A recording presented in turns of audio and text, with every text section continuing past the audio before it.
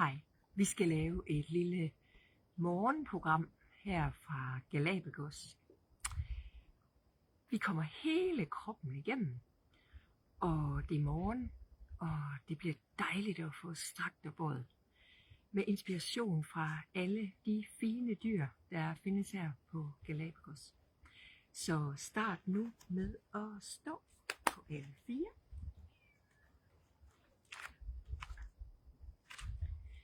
Omdrej tæerne, og så skubber du dig op i dagens første hulestræk. Og her må du godt starte med at gå lidt på stedet, og gerne med lidt venlige bevægelser.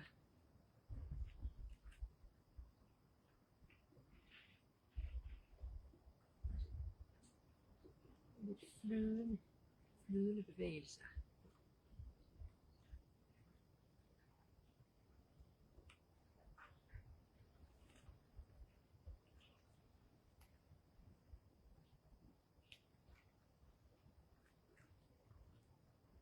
Drej lidt fra side til side.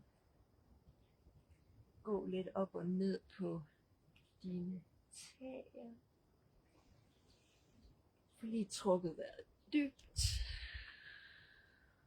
Væk kroppen.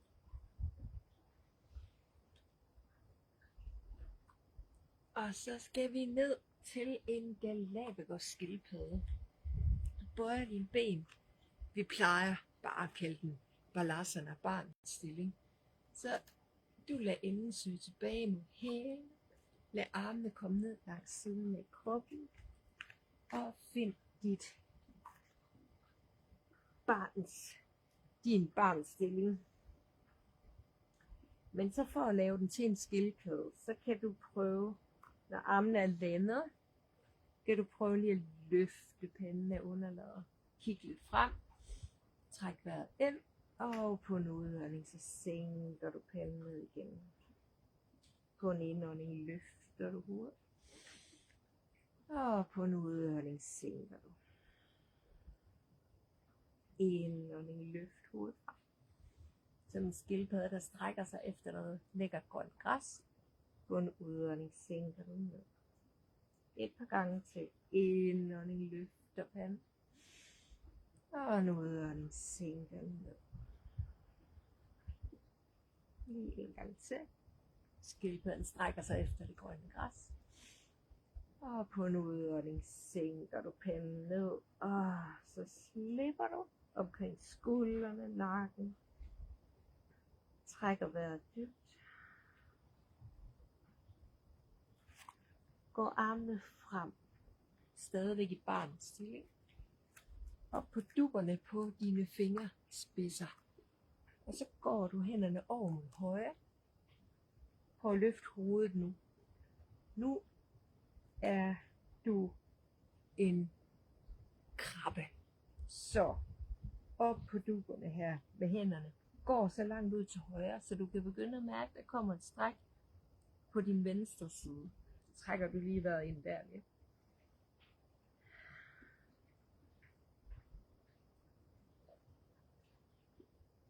Og så går du hænderne over mod venstre selvfølgelig. Over med hænderne. Går over ligesom en krabbe, indtil at du kan mærke, at der er stræk på højre side af kroppen. Og måske give den lige en lille tand til, så du kan mærke et lækkert stræk.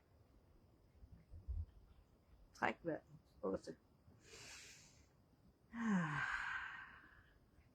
Og så går du tilbage.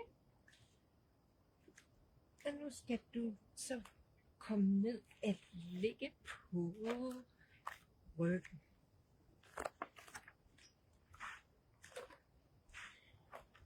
Her skal du, hvis du ikke kan se, hvad mine hænder laver, så sætter du hænderne op over ørerne, suger fingerspidserne fast, ligesom du gjorde til krabben, og prøver at se, om du kan have en fornemmelse af at trække albuen lidt ind imod hinanden. Løfter benene op her til 90 graders vinkel. Og så skal vi dyppe tæerne i det kolde bølger. Så først højre fod ned. Sug hænderne fast ned mod underlaget. Lad albuerne søge lidt ind mod hinanden, imens du dypper tæerne skiftevis ned i de kolde bølger.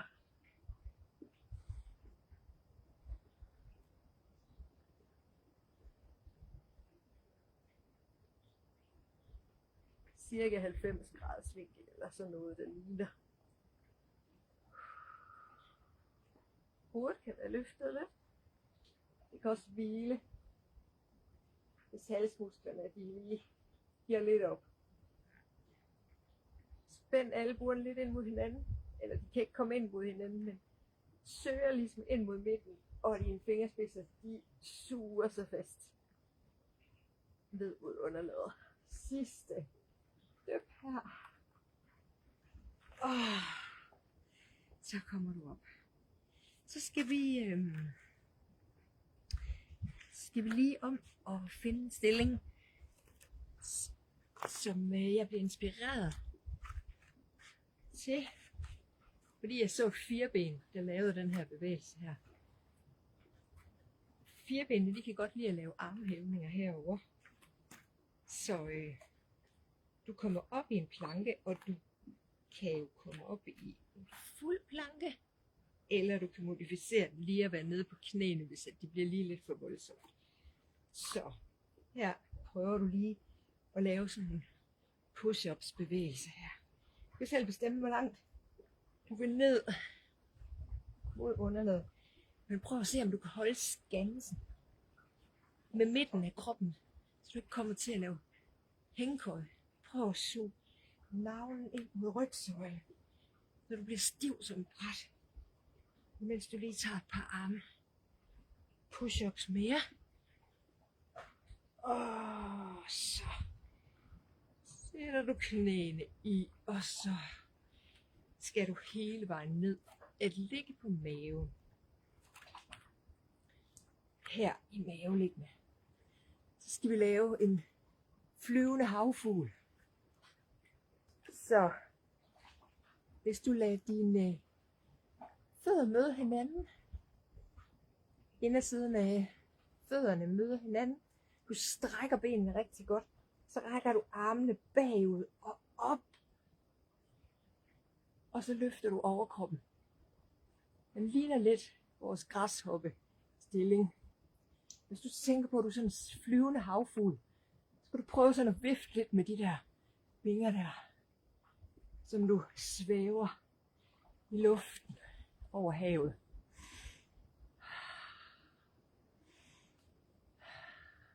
Dybe vejrtrækninger imens.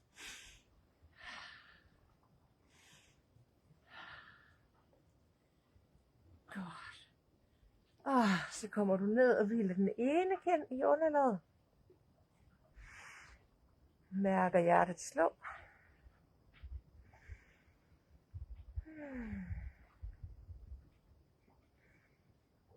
Og så traditionen tro. Så tager vi lige en gang til. Du løfter op her. Spænder. Tager fødderne lidt ind mod hinanden.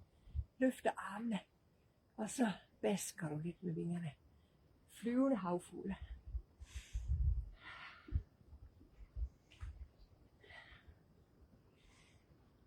Godt. Og kommer ned. Drejer den anden kind i. Og hviler et øjeblik.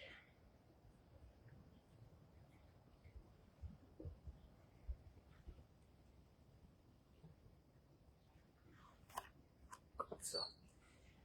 Så kommer du op på alle fire. Hvis du har brug for lige at komme tilbage, så at strække ryggen lidt, så kan du lige lade enden søge tilbage mod hælene, og så lander du igen på alle fire. Yes. Laver vi et lille flow med lidt forskellige stillinger i. Så du starter med at strække dit højre ben bagud og sætte store tåen i. Så du strækker benet godt bagud, forlænger det rigtig godt. Så løfter du benet lige op med strakt knæ, og så sender du højre fod frem mellem hænderne, som du lige løfter op. Så frem i forenden af måtten med højre fod, løfter op, placer din venstre knæ, løfter armene op, til Anjaneyasana. Kig op mod himlen her. Træk lige vejret dybt. Din bagerste tær er omdrejet, så du kan tage et lille løft her fra jorden, hvis du har lyst, og sænke dig lidt ned igen. Og du kan tage et lille løft. Whoops. Prøv at holde balancen. Og sænker dig ned igen. Og så prøver du bare at søge godt frem på dit forreste højre ben. Så du mærker, at du lægger et stræk på venstre hofte. Og så sætter du hænderne i. Løfter tæerne på din forreste højre fod. Måske skal du sætte foden lidt frem her. Løfter tæerne, så de vipper opad. Du kan se det. Og så løfter du lidt her. Sætter hænderne sammen foran hjertet. Og så bøjer du dig ned over dit forreste strakte ben med de løftede tæer. Løfter kroppen lidt op igen. Og sænker lidt ned. Løfter kroppen lidt op. Sænker lidt ned. Sætter hænderne i. Sender din højre fod lidt tilbage. Bøj knæ igen. Strækker op på dit bagerste ben og drejer din venstre bagerste fod. Lander nede med din højre hånd ned på skinnebenet, indersiden af dit højre ben. Rækker din venstre hånd til værs. Sådan en slags Parsvakonasana. Her skal du så også løfte lidt op og ned. Lidt en fjederbevægelse. Op og ned her. Træk vejret.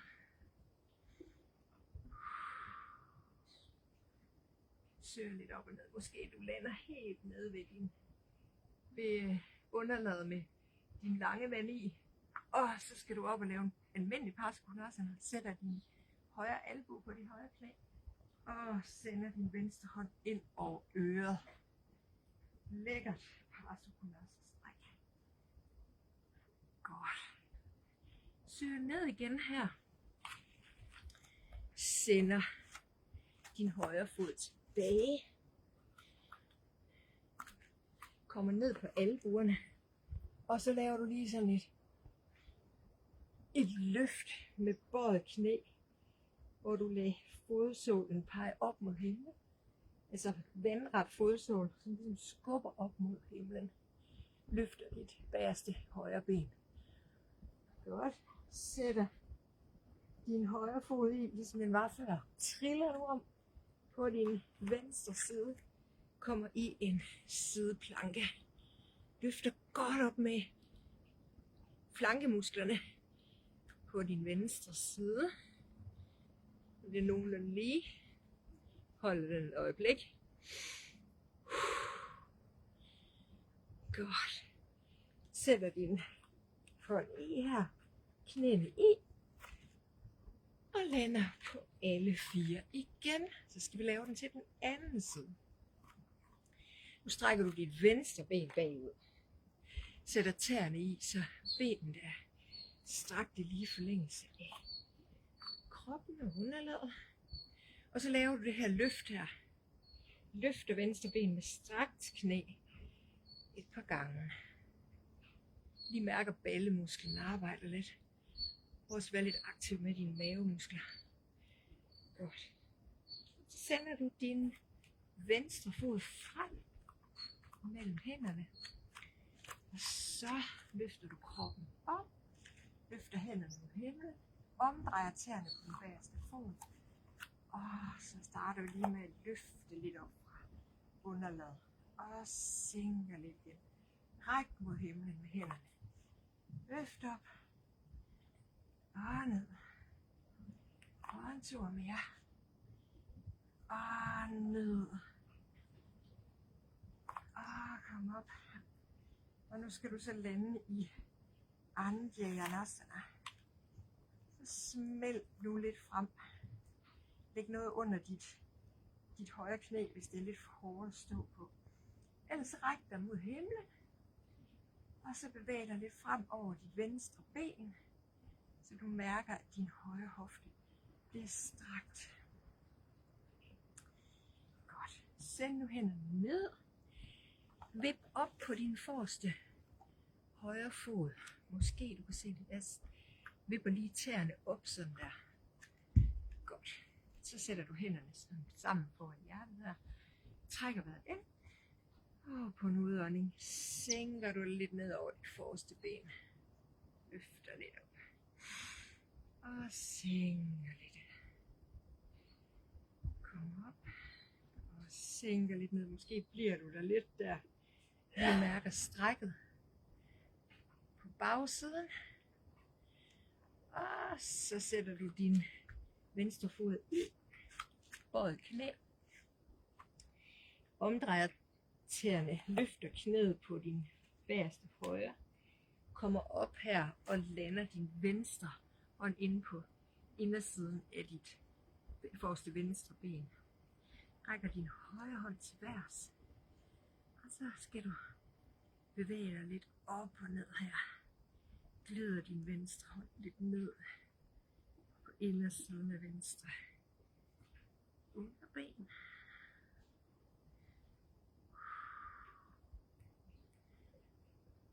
Godt. Og så lander vi den i en god gammeldags Parsvakonasana. Venstre albue på venstre forreste knæ. Højre hånd hen over øret. Kigger ud under din højre arm. Nyder Parsvakonasana et øjeblik.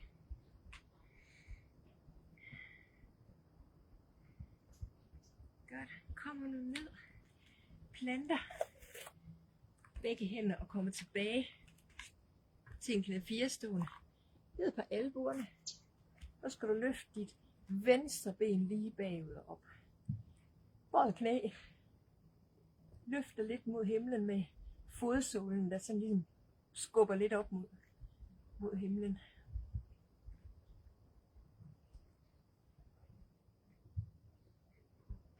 Så skal du ned og ligge på din højre side til en sideplanke. Nu drejer jeg mig lige den anden vej. Jeg vil ligesom vi gjorde før, komme til en sideplanke. Og på højre side, skub dig op. Ræk din højre hånd til værs. Prøv at være aktiv her. Med siden, den underste. Du skal arbejde lidt den der flankemuskel. Godt. Og så kommer du ned. Drejer dig om. Vi kommer i et hundestræk.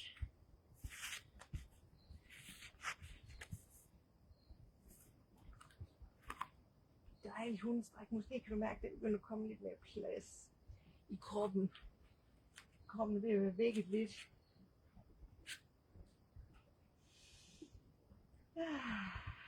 Dejligt. Spacerer du fødderne frem mod foran af måtten. Står her i den her stående forbøjning. Fingerspidserne er placeret på underlaget. På en indånding rækker du hjertet frem. Og på en udånding folder du forover. Jeg slipper op i nakke og skulder. Indånding rækker hjertet frem. Og på en udånding folder du den forover. Indånding rækker hjertet frem. Og på en udånding folder du dig forover. Bøjer lidt i knæene. Sætter hænderne til hofterne. Og skubber dig hele vejen op. Rækker hænderne til værs. Op mod himlen. Håndflader sammen. Ned foran hjertet. Så skal vi lave en stor hejre som balance. Hvis du stiller dig på venstre fod, placerer hænderne sammen her foran hjertet. Løfter dit højre ben og rækker nu hænderne til værs. Og så se om du kan række det her lange hejreben bagud, imens at dine arme, dine vinger, de rækker sig fremad. Så vi prøver at se, om vi kan holde balancen i bevægelsen. Og vi kommer op igen. løfter dit højre ben. Rækker hænderne til værs. Strækker dit højre ben bagud. En tur mere. Rækker armene til værs og løfter dit højre ben. Og så sætter du højre ben i, hænderne lander sammen foran hjertet igen.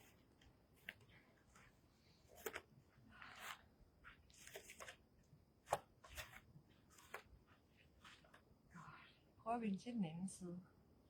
Løfter venstre ben op. Find en god balance på dit højre ben. Rækker armene til værs nu.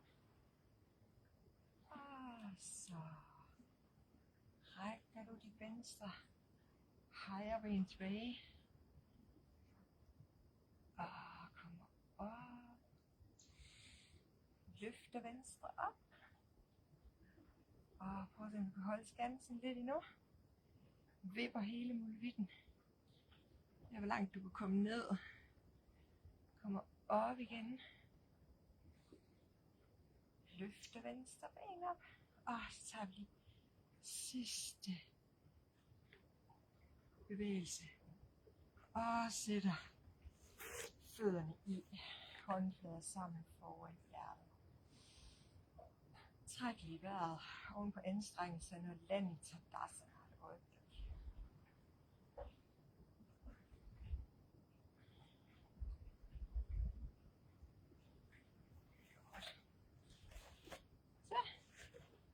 Lige ud til sådan en bladstående. Bøjer du ned på højre ben, mens du løfter dit venstre. Du ser, jeg løfter min fod her.